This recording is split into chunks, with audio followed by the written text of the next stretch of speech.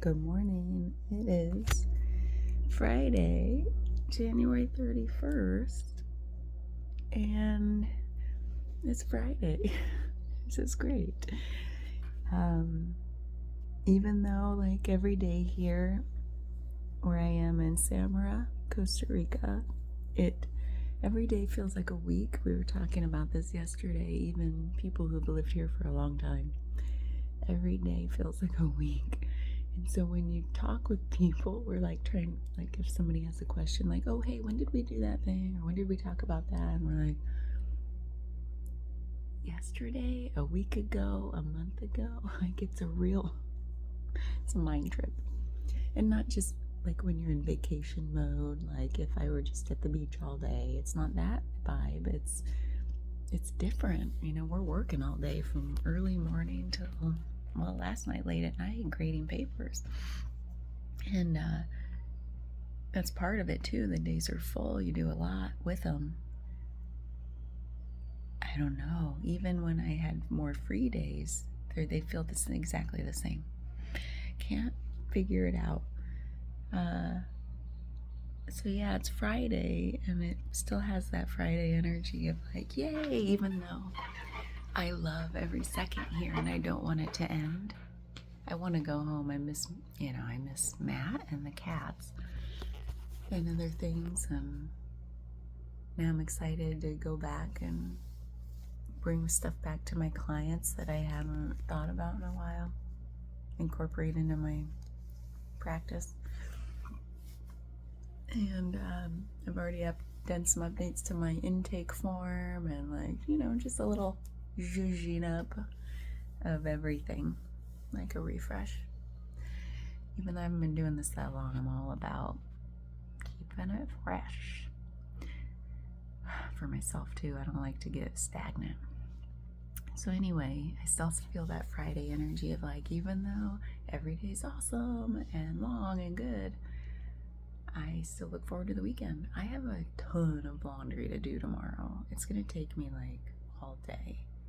It was a real sweaty week, like multiple outfits every day. I think I've used up just about everything in my closet. So this lesson for A Course in Miracles is lesson 30. Since we're on the 31st, I'm reflecting on lesson 30th, which was yesterday's lesson. It said, God is in everything I see because God is in my mind. God is in everything I see because God is in my mind. The prior day's lesson was, let me put down my coffee. God is in everything I see. And these lessons have a way of building upon one another. So today's that I'm reflecting on is God is in everything I see because God is in my mind. So it's a natural expansion of the prior day's lesson.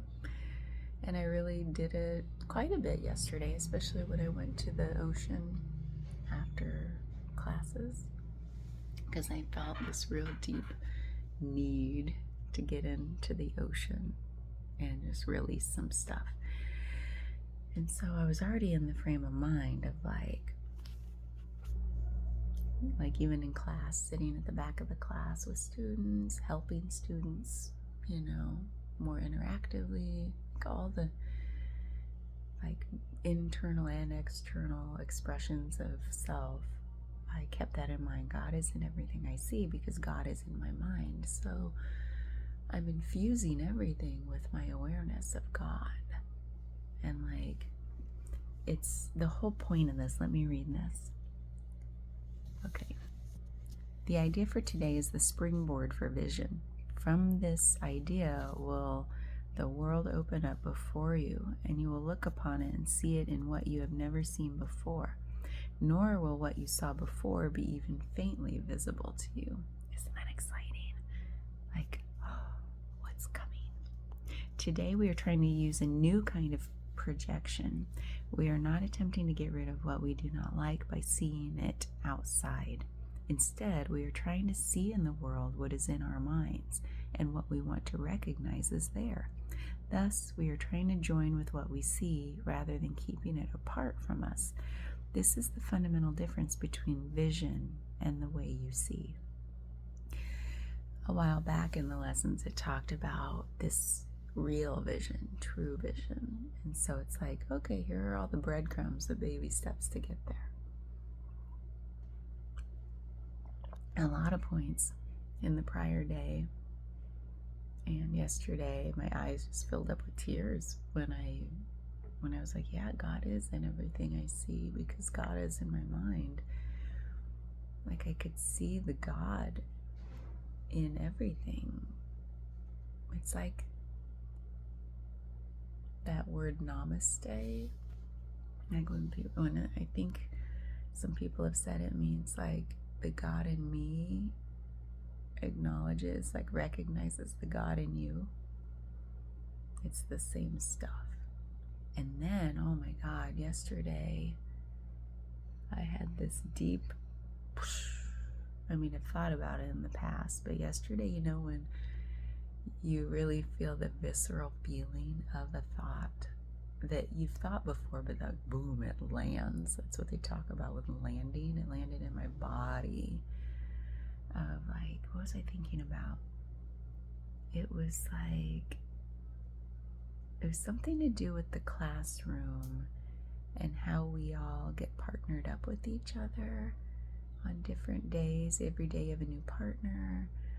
And then I'm sort of reflecting both in my own cohort, where I knew like day by day we're having different partners, different experiences as you practice different body work on parts of the body. So every experience with everyone is different, yet we're all having these same feelings of like, I feel, it's like a baby learning to walk. These are new muscles, new, like, things feel awkward. I'm not remembering even what I'm doing. I'm having to look at the whiteboard where all the steps are written down, like over and over and over. And it's like, I feel bad at this. I feel bad about myself. I feel vulnerable. I feel exposed. Literally, too. It's the first time some of us are ever getting disrobed. And on a table, you're covered, you're draped, but it's still, it can feel very exposing the first few times. So there's just a lot of like, I'm like a baby, I don't know how to do anything, and I feel bad about being a baby. And I'm like, that's such a common experience. It's a common feeling. It might just have a little different flavor to it. Some people might be like making light of it. Some people might be like really internalizing it. You can't predict, you can't assume. Yet, we all have some element of that. That's just one small example in life. What was that? There's a bug in here. But it's for other parts of life too. We all have similar feelings. It's called being human. And God is in all of that. Like when you see the stuff in me reflected in the stuff in you, or like I'm looking at you seeing my stuff reflected, it's like, whoa. And sometimes we don't see that, and that's when we get triggered, like they're doing something I don't like. It's probably because you don't like it in yourself. I'm speaking to myself when I say you're. And so we're all made of the same stuff. And that is, there's God in that. And because I see it, God is in my mind. I am not apart from that.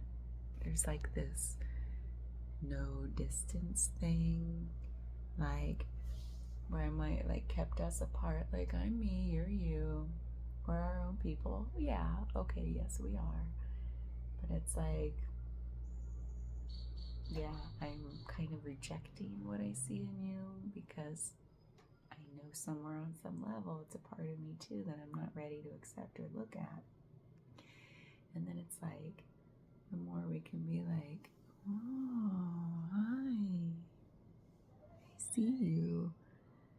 Because I'm starting to accept those parts of me, which means I can accept them in you too and have compassion. I don't know if that's what it's talking about, but that's one feeling about, like, God is in everything I see. And when I see something that's like, ugh, like a little hard to look at, that sends me inward immediately. I'm like, it's not you, it's me. Don't call me, I'll call you. Like when I'm done processing this. I just know that any interaction right now, I might not be my best self. So that's kind of one aspect of this that I was thinking of, is it really that feeling that landed in my body yesterday of like, we're literally also all the same. All the same. Isn't it beautiful? You can be your independent, unique personality and still be all the same stuff as that person over there. And to feel the beauty in that is like, oh my God, I got lost in it. In a good way. I was like, oh my God, we're all the same. I love it so much. And when I love something so much, it's probably an antidote to some disease, some poison I've had in my life. You know, antidotes kind of like you go in and evaporate the thing. I don't know, I love that word antidote. Like it totally neutralizes something so that it's no longer toxic to you. And whenever I feel deeply into something, it's usually an antidote. Like, oh, I've been needing that for this toxic trait.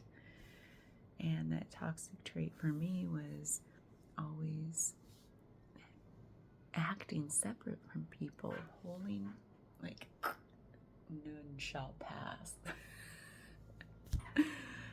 Well, I had no boundaries, no real ones that I could voice. So it's like standoffishness, coldness, like I know no other way based on my history, my childhood stuff. That's where mine comes from. It doesn't necessarily have to. And it comes from some adult stuff too that I've injected into my life in the past that I've also had to heal from and am. But it's like, that was false. It was like, because I know no healthy boundary, I'm like, brick wall. Put on a mask because I've got to interact with the world. And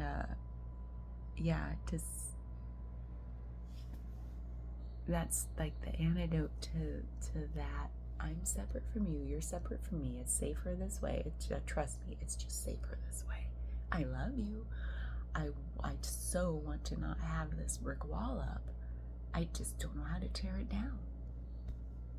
I don't know how to get rid of this toxicity. And that antidote was really like one of them. It's like, well, first of all, we're all the same. And we all have those feelings on some level.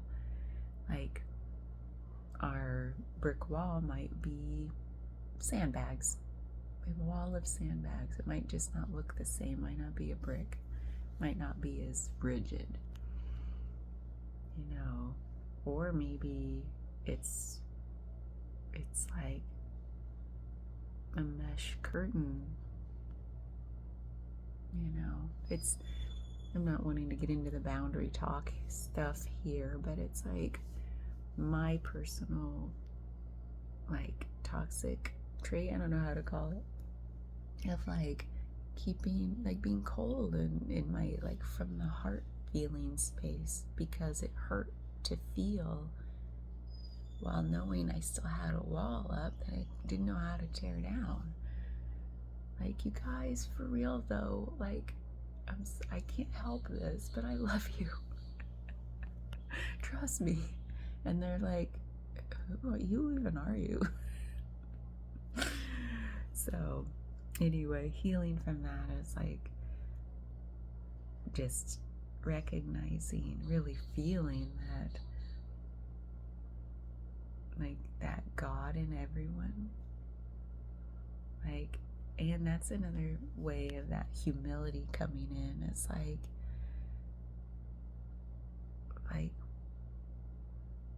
no, I don't know. I haven't put my finger on this yet. There's some other reflections around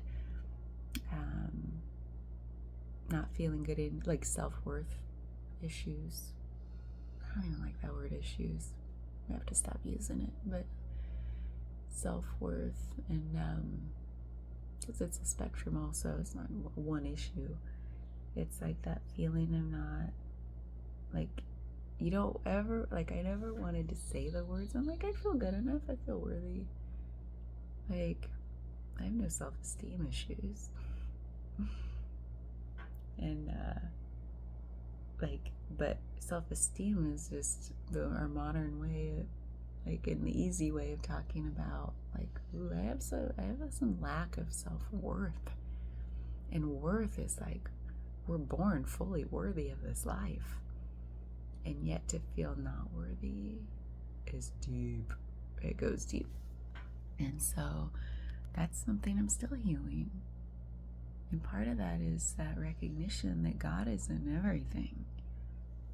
And God knows each of us are worthy. Whatever that God's essence is, it's equanimity. We're all the same. We are all of the same substance, of the same worth, which is maximum worth at all times. Maximum. No, there is no more for maximum. There's no maximum plus. It's maximum all the time. Not even a hair less than that. And it's like really that feeling sunk into my body of like, heck yeah. I see it in all of us. I see all of our insecurities. I see it in you, and I feel it in me, and I'm like, I want to tell them, like you so bad, like, not take it away from you, because that is those are teaching feelings, you know. Obviously it's teaching me a lot, so I'm not going to take it from you and be like, oh no, you're so good, like, you shouldn't feel that way. No, I'm not going to tell anybody they should or shouldn't feel a certain way. But when I see it in you, my heart can go out to you and be like, I feel ya. I know what that feels like. And just know you're going to get through to the other side of that feeling someday. And you're going to extend that heart to the next person and the next person. And I think that's what we're here to do for each other and with each other. Because God is in everything. God is in this toenail that never wants to regrow, because I've broken it off twice. Like, it's such a weird, look at that. God's in my weird toe. I broke it off 2 years ago in massage school, like walking backwards. My other heel hit the front of that toenail and whoosh, ripped it right off. That was a pain like no other. Short-lived pain, but. And then, over the course of one whole year, it finally kind of grows back. But it grew back weird, where the underside was like, you could tell it was raised. It looked attached around the edges, but I'm like, I don't think it's really connected all the way underneath. And then I was setting up my new studio a few months ago. It's like back in September, October. Freaking unrolling a new rug, walking backwards as I unroll the rug, you know. Freaking did it again in the exact same way. This person should not be walking backwards. Lesson learned. Did it again. And this time it's growing back. It looks connected this time. Holy crap, is this a metaphor? Yes, it is. This toenail is an outward reflection of my inward journey. I feel more connected this time around. It's gonna be a weird Friday. and I love it. So yeah, I'm starting to see things new, fresh. And yeah, I just like feel into that. God is in everything I see because God is in my mind. I'm like, I see God right there. There's no separateness, and I think that's what we're getting to. I've seen little inklings of like, that's where we're going. There's no distance. It's like distance is a concept. Just like one practice you can do is like sit and just let sight happen. Sight is just happening. And then there starts to be this weird thing that happens, like distance is in the mind. You're not like, oh, the mirror is this far away. The hat is like halfway to there. Like spatial stuff starts getting weird, and then the distance kind of just disappears, and then a sameness settles over everything. And it's wonderful. Oh my God, it feels so good. So you can do that with sound too. I did that like last Friday. I tripped out heavy. Totally sober. Laying here in bed listening to the soundscape in the dark. And I had quite the experience. That's one of the reflections I talked about. I think I did a voice journal in the dark or a video journal that night, and that's one I lost. It got corrupted, probably for the best. It was very vulnerable. But I remember some of it. It was good though, for my healing. Anyway, this is getting rambly, so I'll let you go. That was Lesson 30 reflection on A Course in Miracles. By the way, if you ever watch this and you don't want to get the book, first of all, I highly recommend the book. And there's also a website I've gone on when I have wanted to reflect on the lesson, but I couldn't remember and I didn't have my book. Didn't remember all the words. I went online and they're all there for free because it's a nonprofit called Foundation for Inner Peace. So just Google A Course in Miracles and you'll find their website, and every lesson, it's like so well organized. It's like, click, lesson 30. That's all you gotta do. All right, have a great week.